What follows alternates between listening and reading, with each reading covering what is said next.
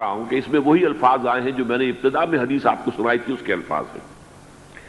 عن ابی سعید قال ذکر رسول اللہ صلی اللہ علیہ وسلم بلاء یصیب هذه الامہ حتی لا یجد الرجل ملجا یلجا الیہ من الظلم۔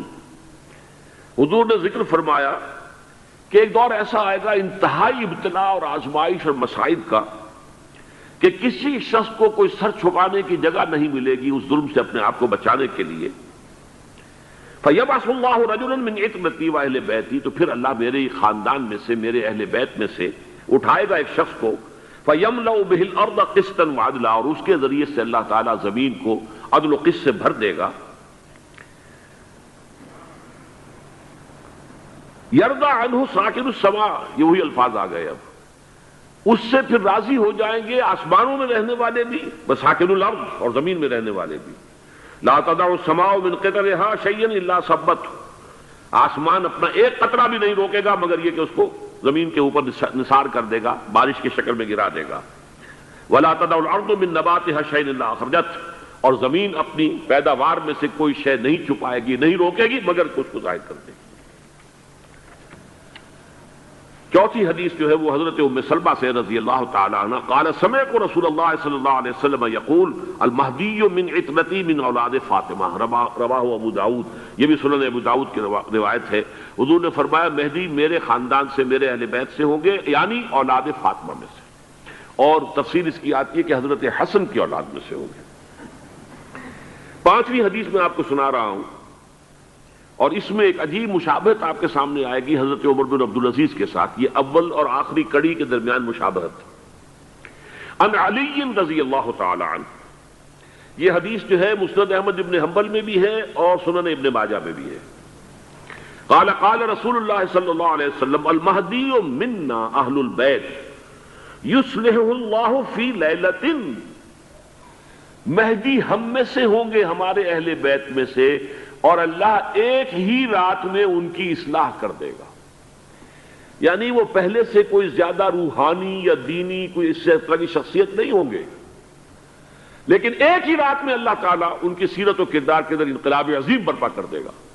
جیسے کہ میں نے عرض کیا تھا آپ سے کہ عمر بن عبدالعزیز کی زندگی میں انقلاب عظیم آیا ہے، خلافت کا بوجھ پڑتے ہی کہاں وہ خوش باش اور خوش لباس اور خوش خوراک، وہ شہزادہ ٹھاٹ باٹ والا، جاگیر والا، گورنر کا بیٹا اور خود گورنر، اور کہاں یہ کہ اس کی وہ درویشی جو میرے نزدیک واللہ عالم، ڈرتے ڈرتے کہہ رہا ہوں، میرے نزدیک وہ حضرت ابو بکر، حضرت عمر اور حضرت علی کی درویشی کو بھی مات دے گئی۔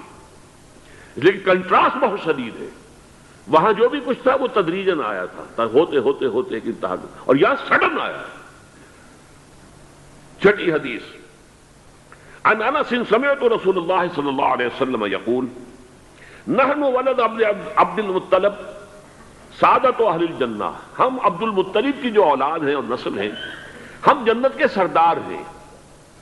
اور پھر آپ نے نام گنوائے ہیں، انا وحمزۃ وعلی وجعفر والحسن والحسین والمہدی، میں خود اور حضرت حمزہ بنو عبد المطلب میں سے، عبد المطلب کے بیٹے، اور علی اور جعفر حضرت علی کے بھائی جعفر طیار، اور حسن اور حسین حضرت فاطمہ کے لخت جگر حضرت علی کے بیٹے، والمہدی، اور آخر میں جا کر پھر مہدی۔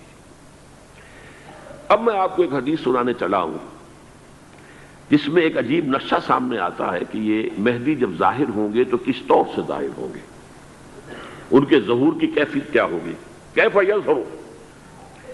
یہ روایت ہے حضرت ام سلمہ سے رضی اللہ تعالی عنہ، حضور کی زوجہ محترمہ ہیں، فرماتی ہیں ام سلمہ عن النبی صلی اللہ علیہ وسلم قال یکون اختلاف عند موت خلیفۃ، موت خلیفۃ، حضور نے فرمایا ایک خلیفہ کی موت پر اختلاف واقع ہو جائے گا، خانہ جنگی ہو جائے گی۔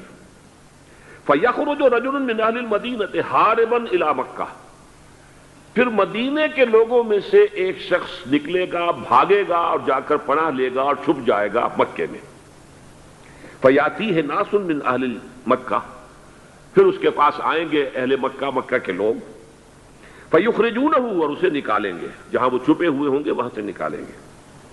وَهُوَ كَارِهٌ، اور وہ بالکل اس کو پسند نہیں کر رہے ہوں گے، نہ وہ خواہش مند ہوں گے کہ ان کے وہ ہاتھ پر بیعت کی جائے، نہ وہ یہ چاہیں گے کہ وہ میدان میں آئیں اور ان کو جو ہے اپنا لیڈر مانا جائے۔ وَهُوَ كَارِهٌ فَيُبَايِعُونَهُ بَيْنَ الرُّكْنِ وَالْمَقَامِ، لیکن لوگ جو ہے پھر اصرار کے ساتھ ان کے ہاتھ پر بیعت کریں گے رکن اور مقام کے درمیان۔ رکن وہ کونا ہے خانہ کعبہ کا جس میں حجر اسود لگا ہوا ہے، اور مقام ابراہیم جو ہے، ان دونوں کے مابین جو یہ علاقہ ہے یہاں پر وہ بیعت ہوگی۔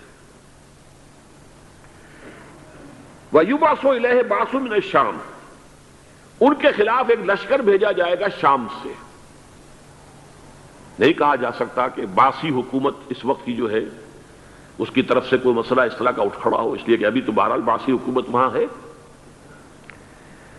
فَيُخْسَفُ بِهِمْ بِالْبَيْضَاءِ بَيْنَ مَکَّۃَ وَالْمَدِینَہ، لیکن اللہ تعالیٰ اس لشکر کو مکے اور مدینے کے درمیان وادی بیضاء میں دھسا دے گا، زمین کے اندر پورے کے پورے لشکر کو۔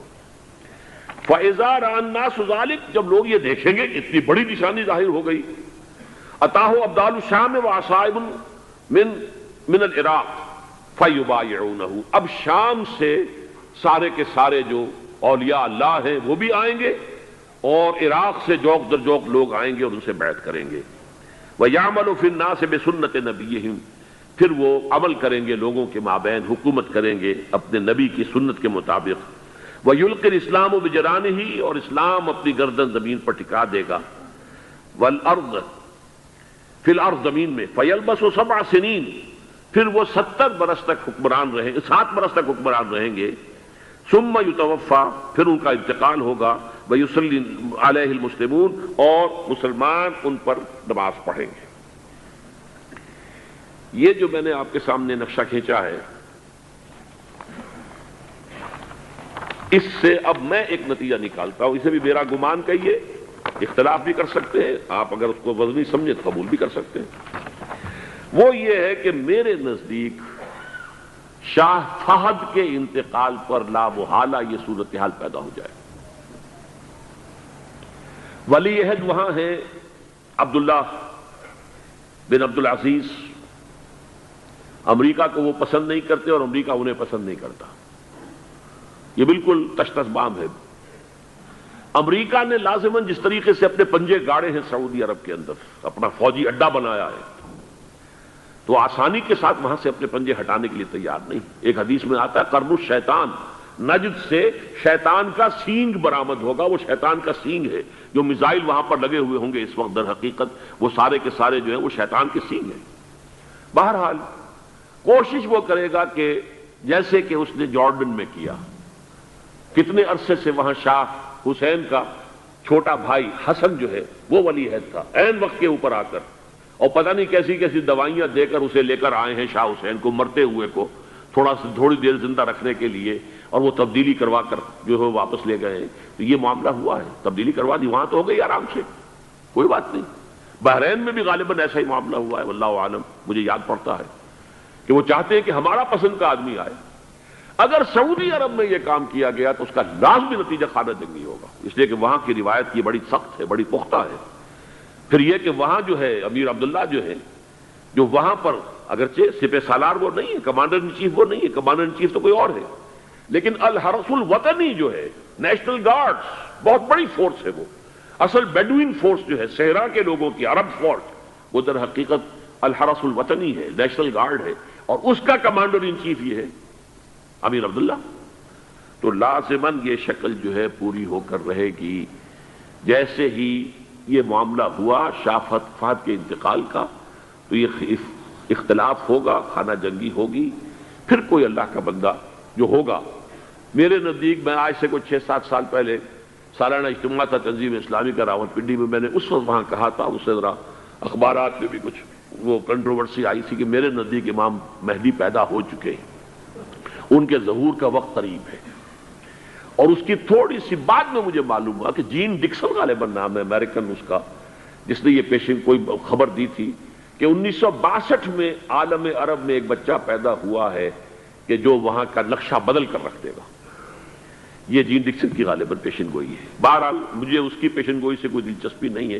میں تو جو احوال دیکھ رہا ہوں، یعنی اسرائیل کا قائم ہو جانا اور اس کے بعد اب یروشلم کا مسلمانوں کے ہاتھوں سے نکل جانا، اور اب گویا کہ وہ الملحمۃ العظمیٰ جو ہے تلی کھڑی ہے، کسی بھی وقت جو ہے یہ جو ہے وہ لاوا پھٹ سکتا ہے، آتش فشاں پھٹ سکتا ہے.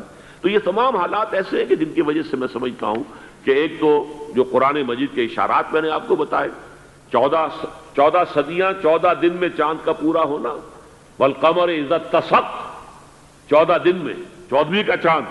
اسی طرح اب یہ 14 صدیوں کے بعد یہ صدی جو 15ویں صدی ہے، یہ در حقیقت ظہور امام مہدی کی صدی ہے.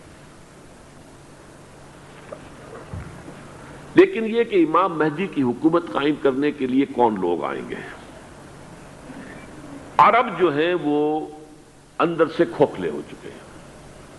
عیاشی نے، دولت نے، پیسے نے، دولت، پیسہ، عیاشی، اس کی وجہ سے کھوکھلے ہوئے. یہاں میں آپ کو 2 حدیثیں سنانا چاہتا ہوں.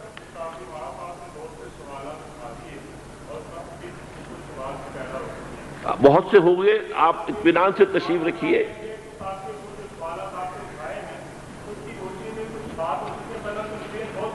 بہت ہوگی، بات ہوگی، آپ اس طرح صبر سے سن لیجئے. میں اب تقریباً اپنی گفتگو کے اختتام تک پہنچ رہا ہوں.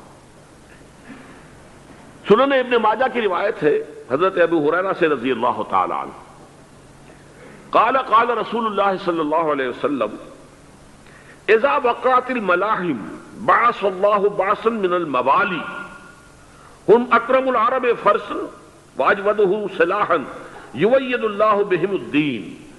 رواہ ابن ماجہ عن ابی ہریرہ رضی اللہ تعالی عنہ. جب ملاحم کا دور شروع ہوگا تو اللہ تعالیٰ اٹھائے گا ایک لشکر یا لشکروں پر لشکر موالی میں سے. موالی کون ہے؟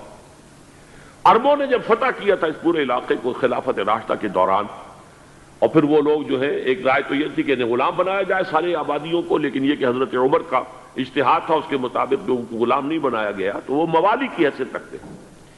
عربوں میں دم نہیں ہے، موالی میں سے لشکر اٹھیں گے کہ جو در حقیقت حضرت مہدی کی حکومت کو قائم کریں گے. دوسری حدیث سنیے عن عبداللہ ابن الحارث رضی اللہ تعالی عنہ، اور یہ ابن ماجہ کی روایت ہے. قال قال رسول اللہ صلی اللہ علیہ وسلم یخرج ناس من المشرق فیوطئون للمہدی یعنی سلطانہ. لشکر نکلیں گے، لوگ آئیں گے مشرق سے، اور وہ حضرت مہدی کی حکومت کو جمائیں گے اور قائم کریں گے.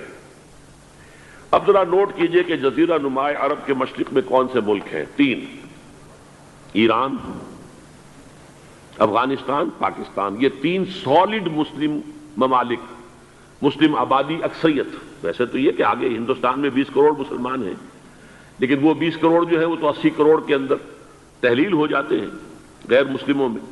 لیکن یہاں جو معاملہ ہے یہ خالص اکثریت کے. ان میں سے ایران کا معاملہ جہاں تک ہے، نمبر 1 یہ کہ وہ شیعہ عقائد کے حصار میں بند ہے، اس سے ادھر ادھر ہونا اس کے لیے ممکن نہیں. حدیث میں یہ بھی آتا کہ اصفہان سے 70,000 یہودی دجال کا ساتھ دیں گے.